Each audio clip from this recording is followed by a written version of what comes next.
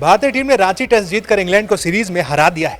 पहला मैच भारत हारा था हैदराबाद में, उसके बाद 3 बैक टू बैक मैच जीते हैं भारत ने। वाइजैक में इंग्लैंड को हराया, फिर राजकोट में जीत दर्ज की और अब रांची के मुकाबले में भारत ने जीत दर्ज करके इंग्लैंड को इस सीरीज में हरा दिया है। 5 मैचों की टेस्ट सीरीज में भारत अब 3-1 से आगे हो चुका है।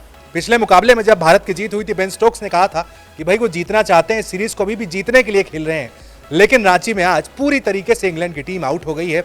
पहले बल्लेबाजी को कहा गया था उनकी टीम लड़खड़ाई जरूर, लेकिन अच्छे स्कोर 350 के पार स्कोर लगा दिया था। वहां से लगा इंग्लैंड अच्छी कंडीशंस में है, लेकिन दूसरी पारी में रविचंद्रन अश्विन ने जो गेंदबाजी की, कुलदीप यादव ने जो गेंदबाजी की, उसके सामने इंग्लैंड का कोई जवाब नहीं था। 150 के अंदर वो टीम आउट हो गई है।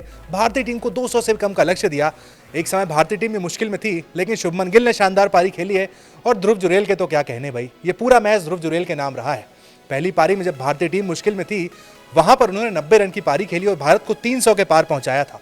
इस बार दूसरी इनिंग में भी 120 पर 5 हो गए थे, 120 पर 3 थे। 2 विकेट बैक टू बैक गिरे, पहले जडेजा गए, फिर सरफराज आउट हुए। वहां पर ध्रुव जुरैल बैटिंग करने आ रहे, 39 रन की पारी उन्होंने नाबाद खेल दी है। एक छोर से शुभमन गिल थे, दूसरी ओर से ध्रुव जुरैल थे। ध्रुव जुरैल ने पहली पारी जो 90 रन की खेली थी, दुनिया के सभी दिग्गजों ने अप्रिशिएट किया कि भाई वो पारी बहुत हाई क्लास थी। सुनील गावस्कर ने तो धोनी तक से तुलना कर डाली थी। वीरेंद्र सहवाग ने भी कहा था कि ध्रुव जुरैल के रूप में भारत को एक परमानेंट विकेट कीपर बल्लेबाज अब मिल गया है।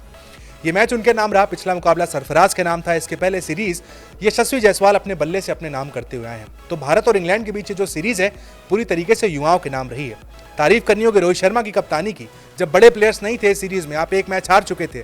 विराट कोहली सीरीज से बाहर है, मोहम्मद शमी खेल नहीं रहे हैं, केएल राहुल बाहर हो चुके हैं, एक मैच के लिए जडेजा बाहर हो गए थे, एक दिन के लिए अश्विन बाहर हो गए थे। इन तमाम दिक्कतों के बाद भी रोहित शर्मा ने अच्छी कप्तानी की और भारत को इस सीरीज में जीत दिलाई है। बेसबॉल की बड़ी चर्चा थी। पहला मैच इंग्लैंड ने जीत भी लिया था, लगा कहीं बेसबॉल भारत पर भारी ना पड़ जाए, लेकिन भारत ने शानदार वापसी की है। कहते हैं कि भाई आप भारत में टेस्ट मैच खेलने आएंगे, अश्विन जडेजा का सामना कैसे करेंगे। इस बार तो सिलेबस में कुलदीप यादव भी आ गए हैं। शानदार गेंदबाजी की। सेकंड इनिंग में 5 विकेट अश्विन ने लिए, 4 विकेट कुलदीप ने लिए। पूरी तरीके से इंग्लैंड के बल्लेबाजों के पास कोई जवाब नहीं था उनके पास।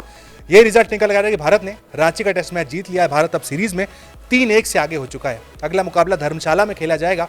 भारत चाहेगा कि 4-1 से सीरीज को जीता जाए। बहुत कम लोग थे ऐसे जिन्होंने पहले मैच हारने के बाद कहा था कि भारत सीरीज जीतेगा। हालांकि मैं उनमें से एक था जिसका प्रेडिक्शन था कि भारत अभी भी सीरीज को जीत सकता है 3-2 या 4-1 से। 3 मैच भारत ने ऑलरेडी जीत लिया। अगला मुकाबला धर्मशाला में। देखना होगा क्या भारत वो मुकाबला भी जीतता है या फिर इंग्लैंड अपनी इज्जत बचाने का जो मैच होता है, जहां पर इज्जत दांव पर लगी होती है, उसे जीत सकता है।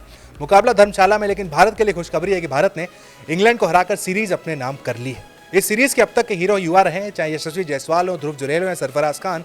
अब अगले मैच में देखना होगा कौन भारतीय टीम का नया हीरो बनकर निकलता है।